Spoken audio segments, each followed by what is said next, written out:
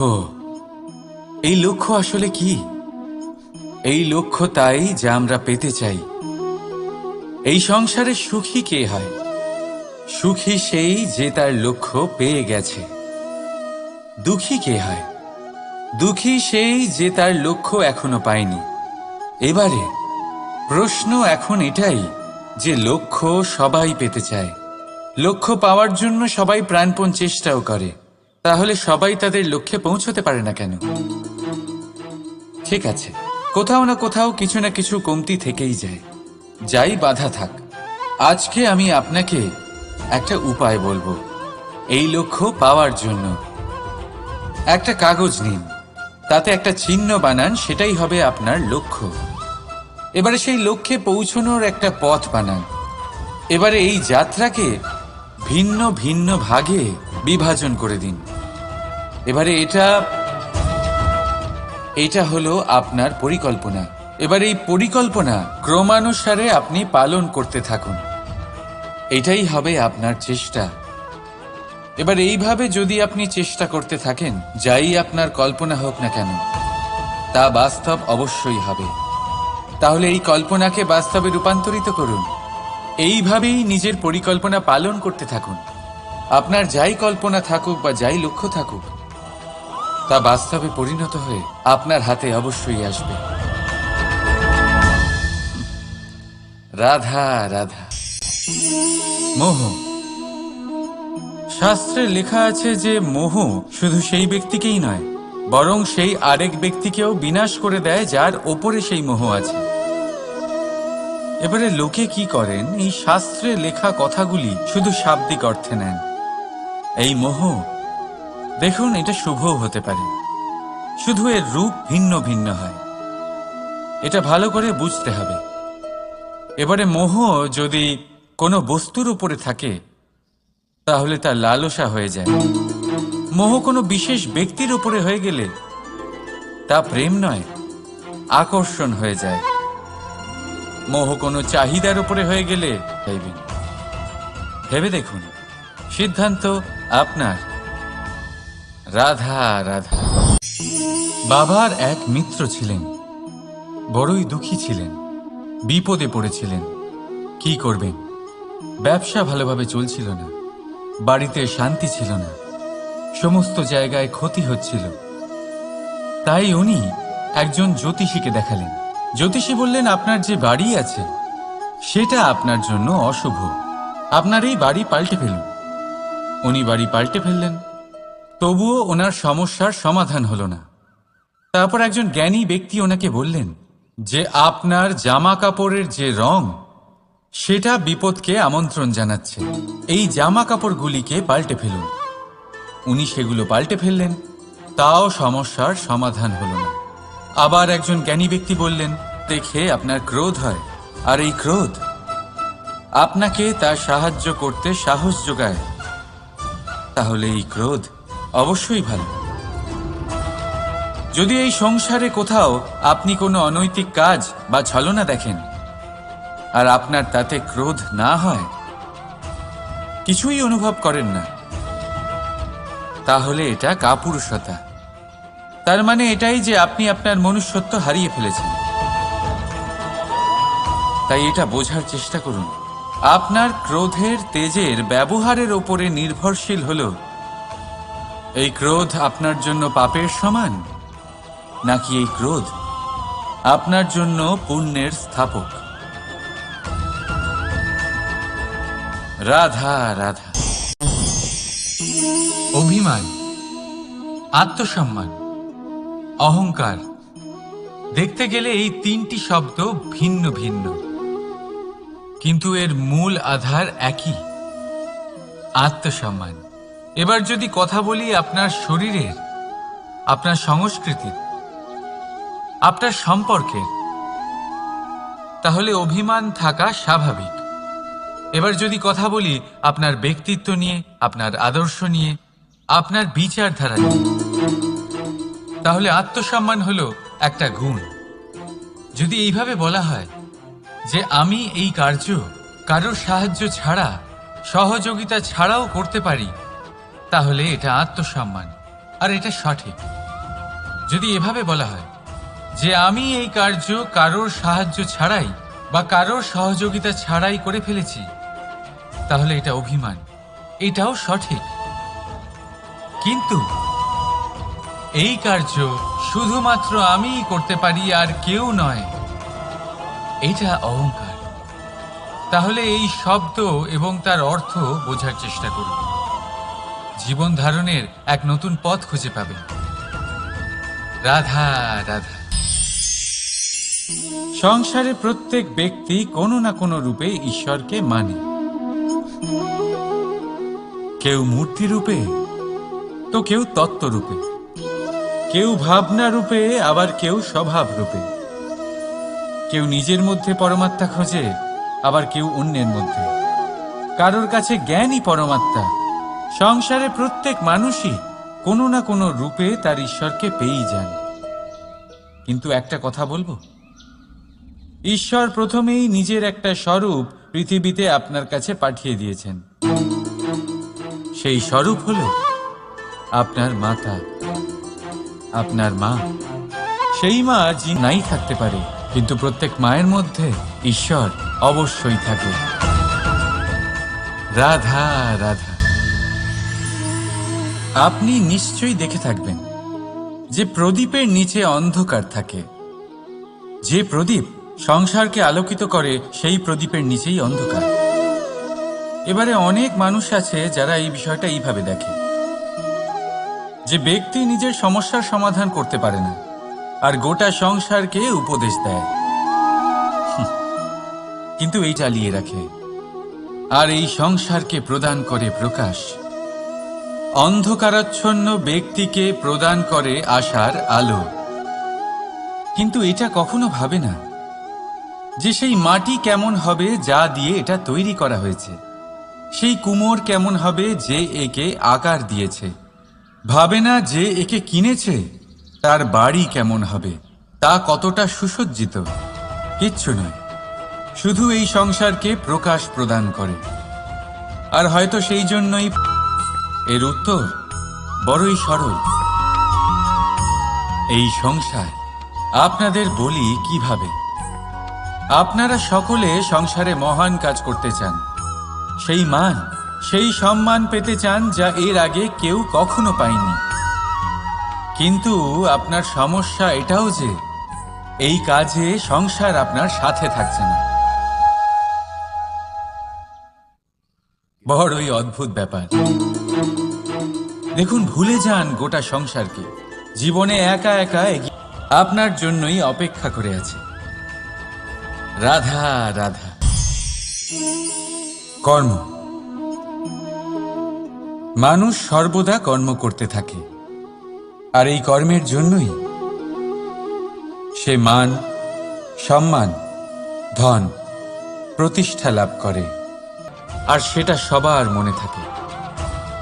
এই খারাপ কর্ম কাজলের এক কৌটোর মতো হয়। আপনি যতই চেষ্টা করুন বাঁচিয়ে ব্যবহার করার, কিন্তু এই কালিমা কোথাও না কোথাও অবশ্যই লেগে থাকে। সেই জন্য জীবনে ভালো কর্ম অবশ্যই করুন, কিন্তু তার থেকেও বেশি জরুরি হলো এই খারাপ কর্মের থেকে দূরত্ব বজায় রাখা, আর এটা অবশ্যই করবেন। রাধা রাধা। সংসারে সমস্ত জায়গায় এই ব্যবসা চলতে থাকে। কিছু পাওয়ার জন্য কিছু দিতে হয়। তাহলে তার থেকে পরামর্শ নিয়ে দেখুন। এক অনুভূতির বদলে অন্য এক অনুভূতি বিনিময় করতে হয়। কিন্তু এই সংসারে একটাই এমন অনুভূতি আছে যেটা দেখার জন্য, যেটা পাওয়ার জন্য আপনাকেও ঠিক সেই অনুভূতিটাই দিতে হবে, আর সেটা হলো প্রেম। যদি কারোর ভালোবাসা দেখতে হয় তাহলে তাকে নিঃস্বার্থ ভালোবাসা দিন। যদি কারোর থেকে ভালোবাসা পেতে চান তাহলে তাকে নিঃস্বার্থ পরিশুদ্ধ ভালোবাসা দিন।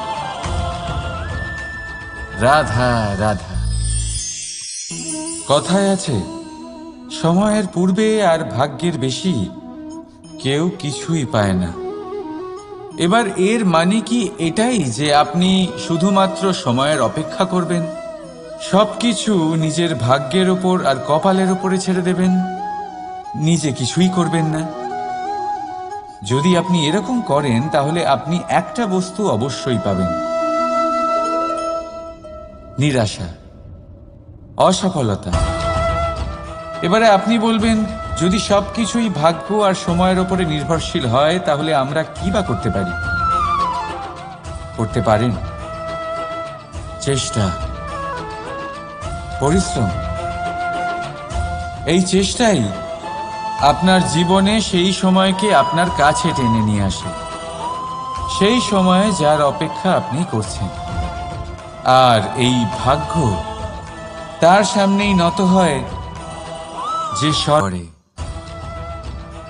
এবার এটা আমাদের সাথেও হয়। সময়ের সাথে আমরা জীবনে যত সাফল্য পাই, আমাদের জীবনের স্তর বাড়তে থাকে।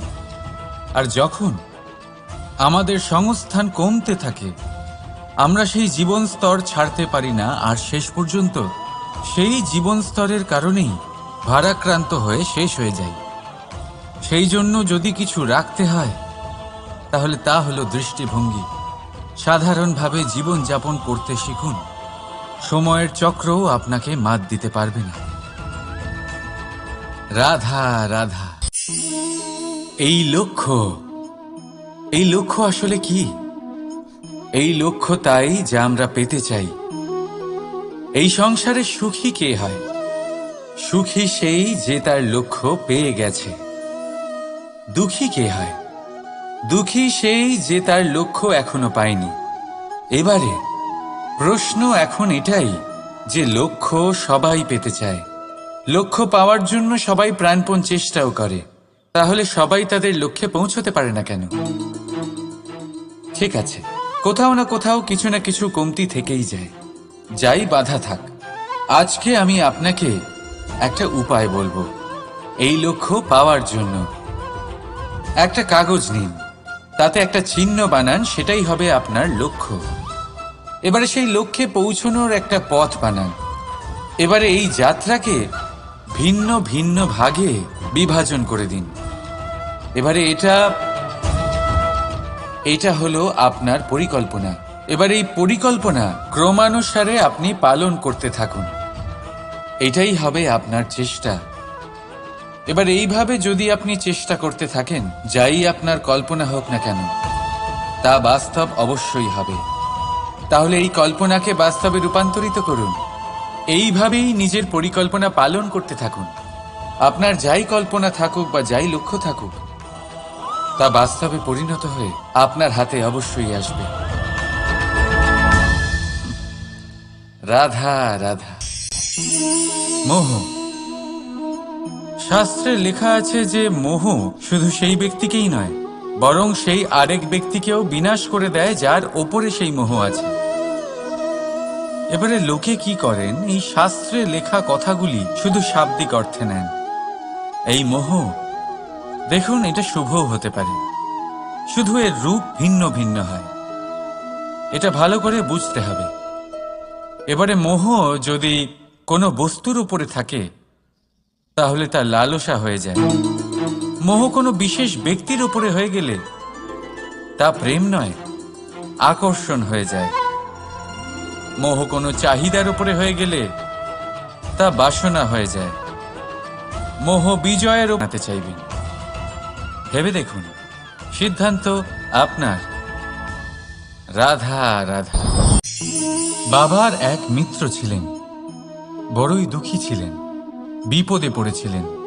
কি করবেন? ব্যবসা ভালোভাবে চলছিল না, বাড়িতে শান্তি ছিল না, সমস্ত জায়গায় ক্ষতি হচ্ছিল। তাই উনি একজন জ্যোতিষীকে দেখালেন। জ্যোতিষী বললেন, আপনার যে বাড়ি আছে সেটা আপনার জন্য অশুভ, আপনার এই বাড়ি পাল্টে ফেলুন। উনি বাড়ি পাল্টে ফেললেন, তবুও ওনার সমস্যার সমাধান হলো না। তারপর একজন জ্ঞানী ব্যক্তি ওনাকে বললেন যে আপনার জামা কাপড়ের যে রং সেটা বিপদকে আমন্ত্রণ জানাচ্ছে, এই জামা কাপড়গুলিকে পাল্টে ফেলুন। উনি সেগুলো পাল্টে ফেললেন, তাও সমস্যার সমাধান হলো না। আবার একজন জ্ঞানী ব্যক্তি বললেন যে আপনার আশেপাশে যে মানুষজন রয়েছে তারা এটা চায় না যে আপনি সফল হন, তারা আপনার ক্ষতি চায়, তাদের সাথে সমস্ত সম্পর্ক ভেঙে ফেলুন। তো উনি সম্পর্ক ভেঙে ফেললেন, কিন্তু তাতেও ওনার জীবনে কোনো পরিবর্তন এলো না। তার মানে তিনি বাড়ি পাল্টালেন, জামা কাপড় পাল্টালেন, সম্পর্ক পাল্টালেন, যেটা পাল্টালেন না তা হলো স্বভাব। এই যে স্বভাব, এটা অত্যন্ত গুরুত্বপূর্ণ। এই স্বভাবই আপনার ব্যক্তিত্ব তৈরি করে। তাই নিজের স্বভাব শুধরে ফেলুন, তাতে ভালো পরিবর্তন আনুন, সব কিছু ভালোই হবে। রাধা রাধা। ক্রোধ, লোকে বলে যে এই ক্রোধ পাপেরই মূল, কিন্তু সত্যি কি এই ক্রোধ পাপের মূল? একটু ভেবে দেখুন, এই ক্রোধ বাস্তবে আসলে কি? এই ক্রোধ একটা অনুভূতি যা আপনার মধ্যে হঠাৎই অসীমিত তেজ সঞ্চালন করে। এবারে আমি আপনাকে কিছু উদাহরণ দিচ্ছি যাতে আপনি বুঝতে পারেন যে ক্রোধ আপনার জন্য ভালো কি না।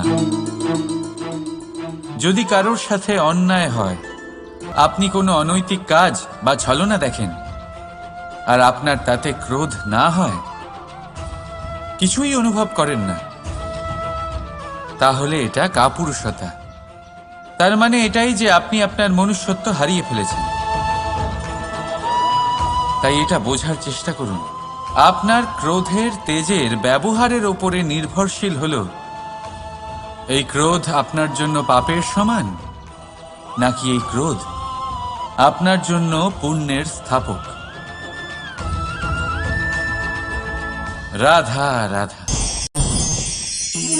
অভিমান, আত্মসম্মান, অহংকার, দেখতে গেলে এই তিনটি শব্দ ভিন্ন ভিন্ন, কিন্তু এর মূল আধার একই, আত্মসম্মান।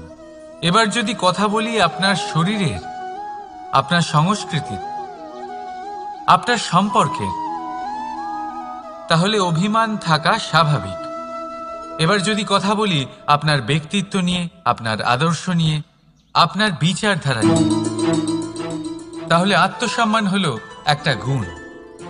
যদি এইভাবে বলা হয় যে আমি এই এক নতুন পথ খুঁজে পাবেন। রাধা রাধা। সংসারে প্রত্যেক ব্যক্তি কোনো না কোনো রূপে ঈশ্বরকে মানে, কেউ মূর্তি রূপে, তো কেউ তত্ত্ব রূপে, কেউ ভাবনা রূপে, আবার কেউ স্বভাব রূপে, কেউ নিজের মধ্যে পরমাত্মা খোঁজে, আবার কেউ অন্যের মধ্যে, কারোর কাছে জ্ঞান। রাধা রাধা। আপনি নিশ্চয়ই দেখে থাকবেন যে প্রদীপের নিচে অন্ধকার থাকে। যে প্রদীপ সংসারকে আলোকিত করে, সেই প্রদীপের নিচেই অন্ধকার। এবারে অনেক মানুষ আছে যারা এই বিষয়টা এইভাবে দেখে যে ব্যক্তি নিজের সমস্যার সমাধান করতে পারে না, আর গোটা সংসারকে উপদেশ দেয়।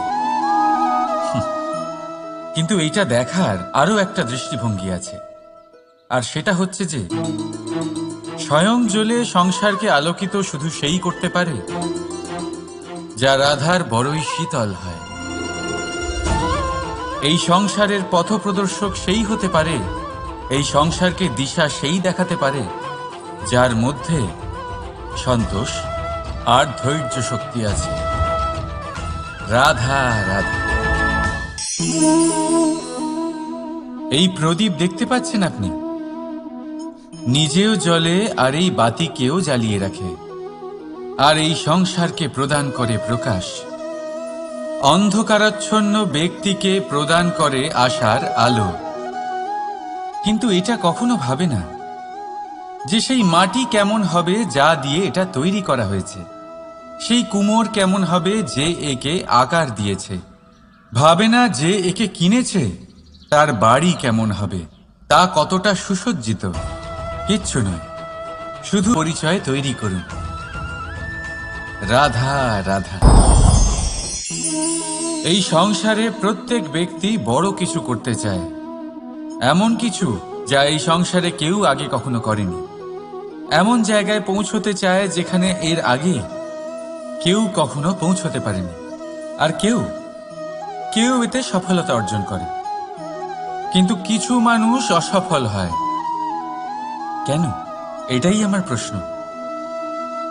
না তো তাদের ইচ্ছেতে কোনো কমতি থাকে, না কমতি থাকে তাদের চেষ্টায়।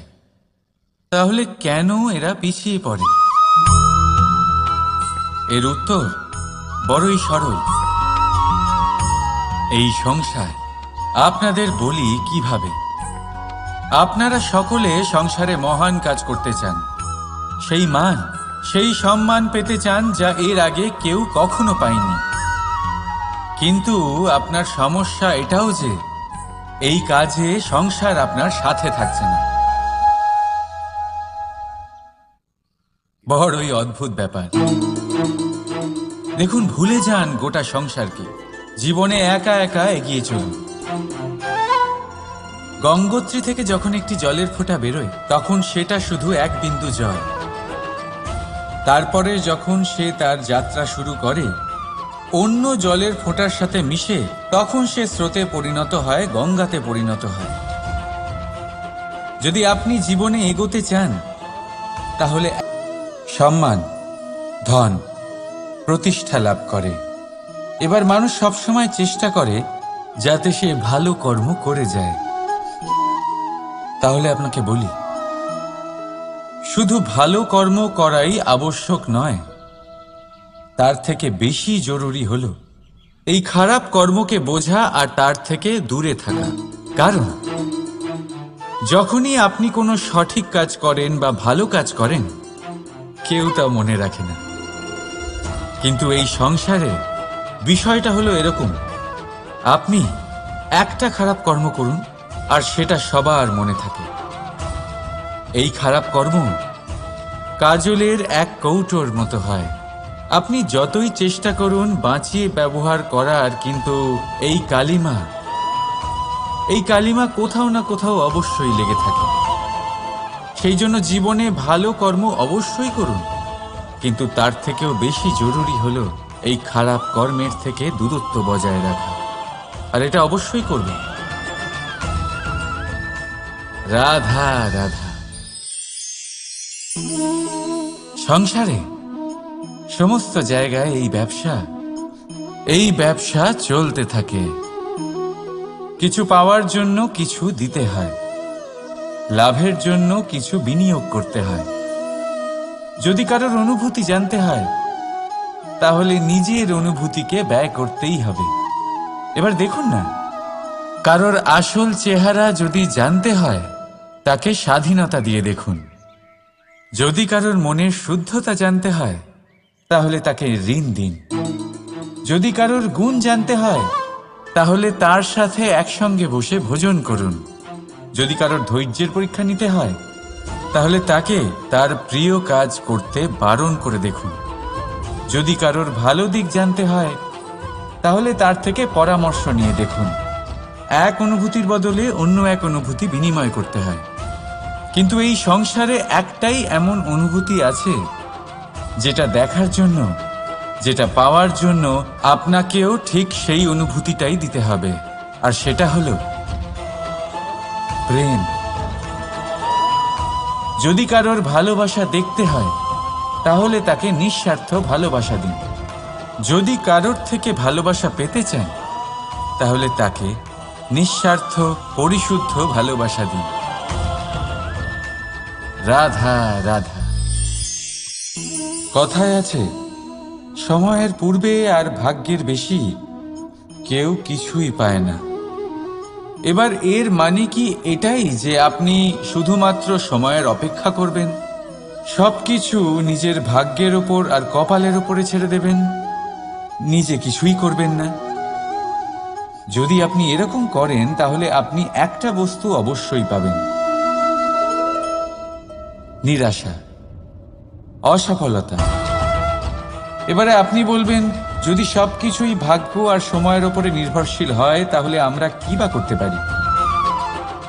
করতে পারেন চেষ্টা, পরিশ্রম, এই চেষ্টাই আপনার জীবনে সেই সময়কে আপনার কাছে টেনে নিয়ে আসে, সেই সময়ে যার অপেক্ষা আপনি করছেন। আর এই ভাগ্য তার সামনেই নত হয় যে সর্বদা পরিশ্রম করতে থাকে। রাধা রাধা। এই পদ্মফুল দেখতে পাচ্ছেন, এদের সাথেও হয়। সময়ের সাথে আমরা জীবনে যত সাফল্য পাই, আমাদের জীবনের স্তর বাড়তে থাকে। আর যখন আমাদের সংস্থান কমতে থাকে, আমরা সেই জীবন স্তর ছাড়তে পারি না, আর শেষ পর্যন্ত সেই জীবন স্তরের কারণেই ভারাক্রান্ত হয়ে সে চক্রও আপনাকে মাত দিতে পারবে না। রাধা রাধা। এই লক্ষ্য আসলে কি? এই লক্ষ্য তাই যা আমরা পেতে চাই। এই সংসারে সুখী কে হয়? সুখী সেই যে তার লক্ষ্য পেয়ে গেছে। দুঃখী কে হয়? দুঃখী সেই যে তার লক্ষ্য এখনো পায়নি। এবারে প্রশ্ন এখন এটাই যে লক্ষ্য সবাই পেতে চায়, লক্ষ্য পাওয়ার জন্য সবাই প্রাণপণ চেষ্টাও করে, তাহলে সবাই তাদের লক্ষ্যে পৌঁছতে পারে না কেন? ঠিক আছে, কোথাও না কোথাও কিছু না কিছু কমতি থেকেই যায়, যাই বাধা থাক। আজকে আমি আপনাকে একটা উপায় বলবো এই লক্ষ্য পাওয়ার জন্য। একটা কাগজ নিন, তাতে একটা চিহ্ন বানান, সেটাই হবে আপনার লক্ষ্য। এবারে সেই লক্ষ্যে পৌঁছানোর একটা পথ বানান। এবারে এই যাত্রাকে ভিন্ন ভিন্ন ভাগে বিভাজন করে দিন। এবারে এটা হলো আপনার পরিকল্পনা। এবার এই পরিকল্পনা ক্রমানুসারে আপনি পালন করতে থাকুন, এটাই হবে আপনার চেষ্টা। এবার এইভাবে যদি আপনি চেষ্টা করতে থাকেন, যাই আপনার কল্পনা হোক না কেন, তা বাস্তব অবশ্যই হবে। তাহলে এই কল্পনাকে বাস্তবে রূপান্তরিত করুন। এইভাবেই নিজের পরিকল্পনা পালন করতে থাকুন। আপনার যাই কল্পনা